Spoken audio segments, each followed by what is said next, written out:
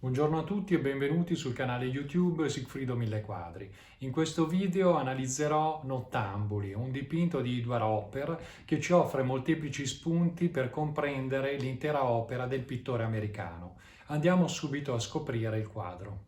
Nelle opere di Edward Hopper, soprattutto quelle mature, ci sentiamo spettatori.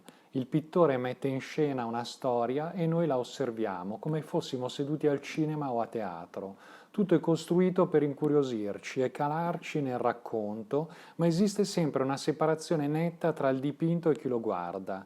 Non siamo indotti ad entrare nel quadro, ad immaginare di entrare nella scena. Ad esempio nel dipinto presentato in questo video, intitolato Nottambuli, a sederci al bar. Ci sentiamo piuttosto degli osservatori distaccati perché percepiamo una distanza. La scena del quadro è calata in una dimensione diversa dalla nostra. È una scena sottovuoto, come se Hopper vi avesse aspirato l'aria, bloccando ogni varco d'accesso. Noi possiamo correre con la fantasia ed immaginare lo sviluppo narrativo, possiamo chiederci perché gli avventori sono seduti in quel bar di notte e cosa succederà poi in quel locale, ma sempre da osservatori distanti. Nelle opere di Hopper c'è sempre uno schermo impenetrabile tra noi e la scena. Il pittore ha pensato una storia e ne ha fissato, congelato un solo fotogramma, che ne riassume molteplici. È possibile che Hopper abbia preso spunto per la realizzazione dell'opera da un locale realmente esistente a Manhattan, forse un bar nel Greenwich Village, ma se è così questo è stato solo uno spunto. Partendo da questo riferimento realistico, Hopper ha costruito la scenografia per la sua rappresentazione e ne abbiamo traccia attraverso numerosi studi preparatori che ci mostrano passo dopo passo la nascita dell'opera fino alla sua realizzazione. Ne vedremo alcuni più avanti nel video. Nel corso di una intervista fatta al pittore a proposito della propria idea di pittura, Hopper, che vediamo in un autoritratto del 1930, citò alla lettera Goethe, prese in mano un foglio davanti alla telecamera e lesse le testuali parole del letterato tedesco che vi riporto. Il fine primario e ultimo di uno scrittore è la riproduzione del mondo che lo circonda, utilizzando il mondo che è in lui, impossessandosi di tutte le cose per combinarle, rimodellarle e ricostruirle sotto una forma personale e originale. Sempre nell'intervista, dopo aver letto queste parole, Hopper puntualizza: per me, questo espresso da Goethe, è un principio fondante anche della pittura. La pittura di Hopper quindi parte dalla realtà, perché si fonda su una riproduzione del mondo che lo circonda, nel nostro caso un locale di notte, ma tale riproduzione passa dalla visione interiore dell'artista che combina questi frammenti di realtà, li rimodella, li ricostruisce e dà quindi la propria visione personale ed originale del mondo. Se vogliamo proseguire con la metafora teatrale o cinematografica, Hopper è al contempo scenografo, autore della sceneggiatura, ideatore delle luci, dei costumi e naturalmente regista di ogni suo quadro. Non solo, per i due uomini presenti nel dipinto Nottambuli fu lo stesso Hopper a posare e la moglie Jo, anch'essa pittrice, fece da modella per l'unica donna presente nel quadro. Lo stesso uomo che vediamo di fronte nel quadro è vestito proprio come il pittore nell'autoritratto che abbiamo appena visto. E questo non è casuale. Hopper dichiarò di parlare molto di se stesso nei suoi quadri e naturalmente anche del rapporto con la moglie Jo.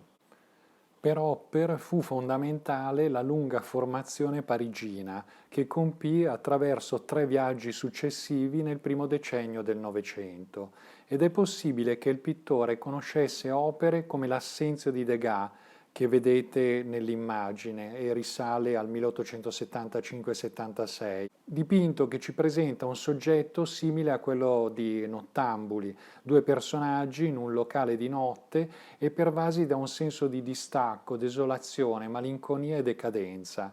Anche per l'Assenzio Degas chiese a degli amici di posare.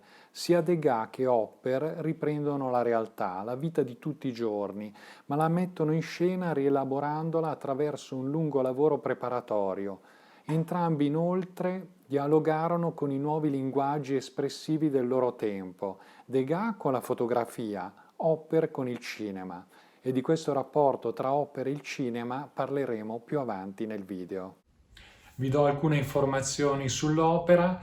Il dipinto si intitola Nottambuli, è stato realizzato da Edward Hopper nel 1942.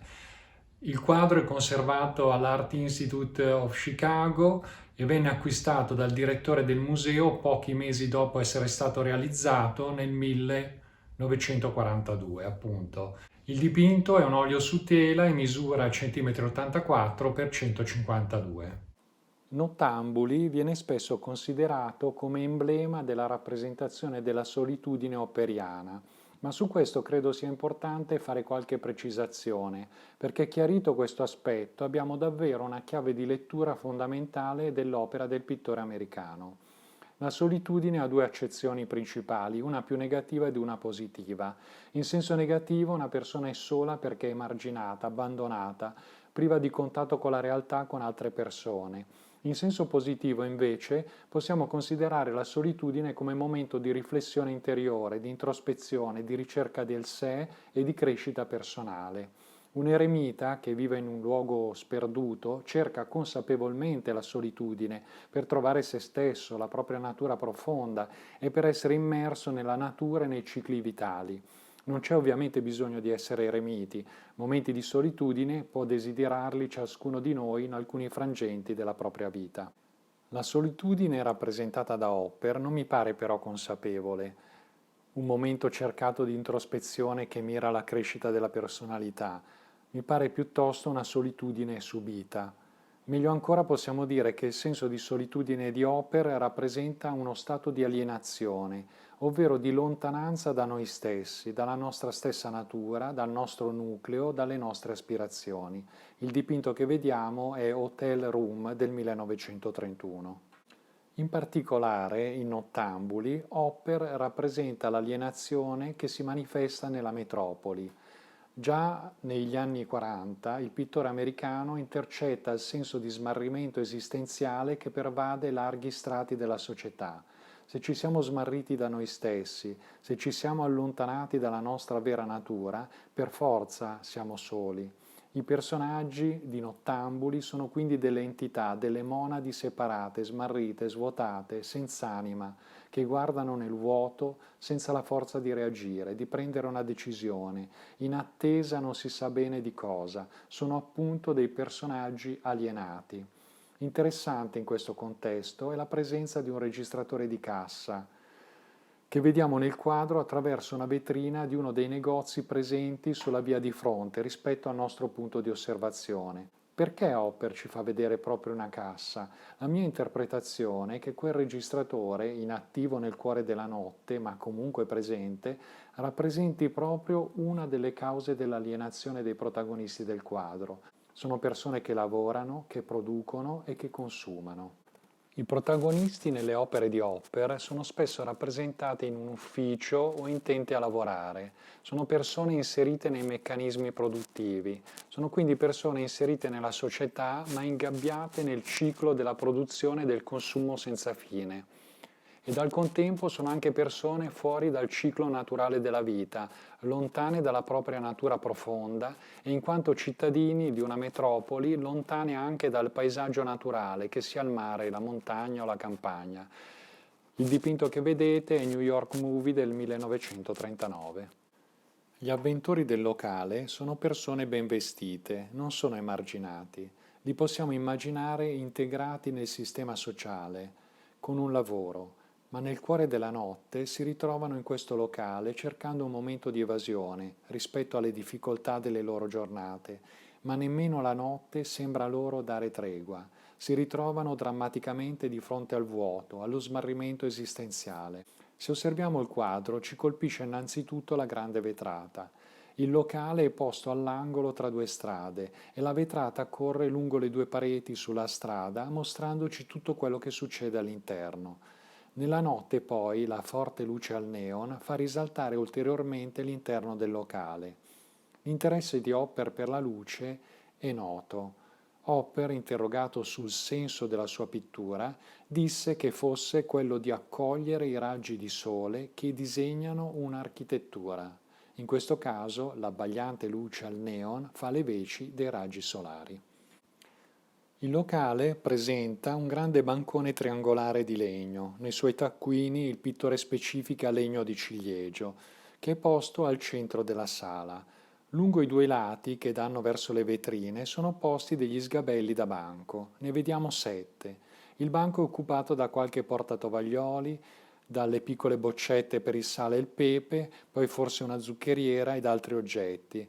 Sono i consueti oggetti che possiamo trovare in un bar o ristorante dove è possibile bere e mangiare uno spuntino. In particolare quello rappresentato dovrebbe essere un diner, un tipico locale aperto 24 ore su 24 che serve bevande e cibi veloci tipici americani. Nel vertice opposto del bancone notiamo un ripiano dove sono posti due grandi sifoni per bevande calde, possiamo immaginare per il caffè ed il tè.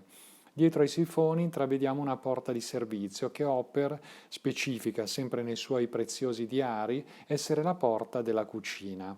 Il locale è minimale, quasi asettico. La luce abbagliante del neon mette a nudo i protagonisti ed investe il marciapiede esterno. Il barista, un uomo giovane e biondo, visto di profilo, è il personaggio più attivo nella scena. Sta mettendo a posto qualcosa ed ha la bocca dischiusa. Non riusciamo però a comprendere se stia canticchiando o se si stia rivolgendo a qualcuno degli avventori. L'uomo di schiena tiene con la mano destra un bicchiere. Alla sua sinistra sembra di scorgere un piatto. Forse ha mangiato qualcosa. Davanti a lui vediamo anche un portasale ed una tazza. Questo personaggio è anonimo, non riusciamo a trovare altri indizi se non che si tratti di un uomo elegante con il cappello, seduto da solo, che sta consumando qualcosa. La coppia invece è vista frontalmente. Entrambi hanno davanti a sé sul bancone solo una tazza. L'uomo è in giacca e cravatta, anche lui porta il cappello, ma tiene una sigaretta in mano. Proprio questa mano sfiora quella della donna al suo fianco, vestita di rosso, così come rosso è il rossetto delle labbra ed il colore dei capelli. La donna tiene qualcosa in mano, un oggetto che non sono riuscito ad identificare. Non sembra che stia portando un pezzo di cibo alla bocca e in effetti non vediamo nemmeno un piattino sul banco, quanto piuttosto che stia osservando un oggetto. È stata avanzata l'ipotesi che si tratti di un pacchetto di sigarette vuoto ed accartocciato. Hopper nei suoi quaderni, descrivendo il progetto del quadro, dice che la donna sta mangiando un panino. Ma al di là di cosa tenga davvero in mano, l'aspetto che mi pare interessante è il fatto che di entrambi i personaggi non vediamo gli occhi, non vediamo l'iride. Dell'uomo vediamo solo una fessura, della donna il disegno della mandorla, ma non gli occhi. Questo ci fa pensare che entrambi siano delle maschere e questo rinforza la concezione teatrale del dipinto. Questi personaggi incarnano uno stato d'animo più ampio che è quello dello smarrimento diffuso nella società. L'uomo della coppia ha anche a che vedere con il titolo originale che non era Night Hawks, tutto attaccato, che si traduce appunto come nottambuli, ma Night separato Hawks, quindi falchi notturni. Il naso adunco, aquilino dell'uomo avrebbe ispirato il titolo ad Hopper. La luce artificiale, come detto, è molto forte e si irradia sul largo marciapiede con un effetto verde, azzurro e a tratti giallognolo. Hopper costruisce l'incrocio in maniera del tutto arbitraria. La strada è molto piccola rispetto al marciapiede, ma questi sono dettagli irrilevanti e tutto è funzionale alla messa in scena. Hopper è sempre in bilico tra ricostruzione naturalistica e trasfigurazione della realtà. Un richiamo forte alla vita reale, ad esempio l'insegna del locale che è una pubblicità di sigari venduti al prezzo di 5 cents. Anche questo è un indizio del fatto che i protagonisti si muovono entro un processo incessante di produzione e consumo. Molto interessante è la casa che vediamo alla sinistra del quadro. Direttamente sulla strada, con un marciapiede quasi inesistente, vediamo una fila di negozi chiusi, tra cui quello con il registratore di cassa. Notiamo come Hopper abbia fatto coincidere il bordo superiore della fila dei negozi con il profilo superiore della vetrata del bar. In questo modo abbiamo una linea che taglia il quadro quasi orizzontalmente, da sinistra verso destra. Questa linea si oppone alla struttura architettonica del bar, che si incunea nel quadro da destra verso sinistra. Al primo piano del palazzo notiamo una fila di finestre ad intervallo regolare. La serialità è spezzata solo dalle tendine più o meno alzate. Le finestre aperte ci danno l'indizio che il dipinto sia ambientato nella bella stagione. La tonalità prevalente nel quadro è il verde. Verde è il bordo inferiore della vetrata del locale, verdi sono le colonnine della stessa vetrata, verdi sono le tendine o forse le tapparelle delle finestre ed anche l'unica parete interna che intravediamo da una finestra. Verdi sono i negozi sulla strada e verdognola, tendente all'azzurrino, è appunto la luce che si diffonde sulla strada. In opposizione al verde, Hopper utilizza il rosso ed il marrone, il rosso mattone della casa, il rosso del vestito della donna, il marrone del bancone del locale, degli sgabelli, dell'insegna e degli arredi dei negozi. Gialle sono invece le pareti del locale. Ho notato che Hopper utilizza in diversi quadri la contrapposizione tra il rosso ed il verde. Quale esempio vi mostro questo dipinto, Sunday Early Morning, che risale al 1930 ed è una delle opere più conosciute del pittore. Interessante anche il ritmo seriale che emerge nel quadro, ad esempio nella sequenza di sgabelli, nelle decorazioni rettangolari esterne alla vetrina, nella fila di finestre, nei negozi che si ripetono in sequenza con l'ingresso centrale e due vetrine ai lati. Questa serialità dà ordine alla composizione, ma suggerisce anche un senso di omologazione, un contesto dove l'individuo smarrisce più facilmente la propria identità. Le opere di Hopper vanno viste prendendosi tutto il tempo necessario. Il nostro occhio deve spostarsi lentamente sulla tela. Hopper, come testimoniano anche le persone che l'hanno conosciuto, era molto lento nella gestazione dei suoi dipinti. Il pittore costruiva nella sua mente una storia, gli dava forma attraverso successivi schizzi e poi abbozzi e la condensava infine in un solo fotogramma, che è la tela finale. È come se la narrazione fosse compressa, zippata in un unico frame. Noi dobbiamo fare il percorso inverso del pittore. Data l'immagine immobile fissata sulla tela, dobbiamo altrettanto lentamente anzipparla, decomprimerla, per cogliere ogni sfaccettatura. Così il dipinto si disvela. Qui possiamo osservare 4 schizzi preparatori di nottambuli. Notiamo come l'idea di base fosse quella di rappresentare un locale posto all'angolo di una strada. Questo è un bozzetto più completo che è già vicino all'idea finale del quadro. Notiamo che l'uomo della coppia in questa versione si è voltato verso la donna. Il rapporto tra Hopper ed il cinema è stato molto proficuo e di reciproco interesse. Limitandomi al solo dipinto Nottambuli, vi presento alcuni fotogrammi di film che lo citano. Quella che vedete è un'immagine di Profondo Rosso di Dario Argento, 1975, dove viene costruito a Torino un locale che non è mai esistito e che è molto simile a quello dipinto in Nottambuli. Anche in Spiccioli dal cielo di Herbert Ross del 1981 viene ricostruito un locale molto simile a quello di Nottambuli. Qui la scena del film viene comparata con il quadro. Il regista che forse ha più amato Hopper è Wim Wenders, che in Crimini Invisibili del 1997 costruisce una scena del film ambientandola in un locale molto simile a quello di Nottambuli. Hopper, interrogato sulla sua opera, citò Renoir. Queste le parole del pittore francese. L'elemento importante in un quadro non può essere definito, non può essere spiegato. Giunti quindi alla fine del video e dopo aver cercato di dare un senso all'opera Nottambuli, veniamo un pochino spiazzati da questa citazione perentoria che fa Hopper.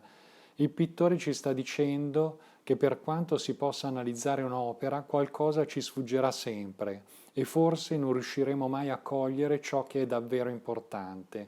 Non so se Hopper dicesse ciò riferendosi ai tanti esegeti che aveva sentito disquisire sulla sua opera, notando come fossero rimasti lontani dal comprenderla, ma forse Hopper sta parlando più in generale del valore della grande arte, capace di tenere sempre vivo intorno a sé l'interesse, mantenendo un alone di mistero. Le opere, una volta terminate e generate, si staccano dal cordone ombelicale dell'artista che le ha create e prendono una loro vita autonoma e nel tempo sono capaci di suscitare nell'osservatore sempre nuove curiosità, emozioni e domande. Il mistero di un'opera non solo non è mai totalmente svelato, ma si rinnova sempre nel confronto con le nuove generazioni. Con questo video spero di avervi dato qualche spunto per condurre il vostro personale viaggio all'interno di Nottambuli. Se il video vi è piaciuto mettete mi piace e iscrivetevi al canale. Fatemi sapere nei commenti cosa pensate di Hopper e della sua opera e vi aspetto al prossimo video.